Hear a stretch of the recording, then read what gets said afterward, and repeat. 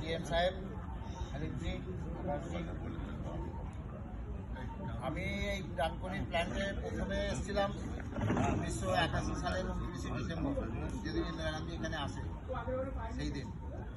তারপরে এখানে কাজে জয়েন করেছিলাম কন্ট্রাক্টর আন্ডারে 1982 সালে।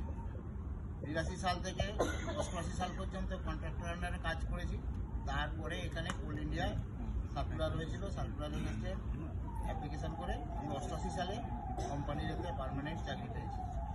চাকরি পাওয়ার পর থেকে আমার চাকরি হয়ে গেল কোম্পানির আন্ডারে প্রায় 36.5 বছর। এই কোম্পানির এতে চাকরি 36 বছরের মধ্যে অনেক উত্তাল পাতাল সময়ের মধ্যে দিয়ে আমরা অতিবাহিত করেছি। এই বন্ধ হয়ে যাবে, এই বিক্রি হয়ে যাবে, এই বাইক ট্রান্সফার হয়ে যাবে, এরকম বিভিন্ন রকম এর মধ্যে দিয়ে আমরা দেখতে দেখতে 36 বছর পার করলাম। তো আশা করব নেক্সট যারা আছে, যারা এখানে ডানকুনিতে জয়েন করেছে, আশা করি যে সবাই তারা এখান থেকেই তাদের কর্মজীবন আমাদের মতন মানে শেষ করতে পারবে।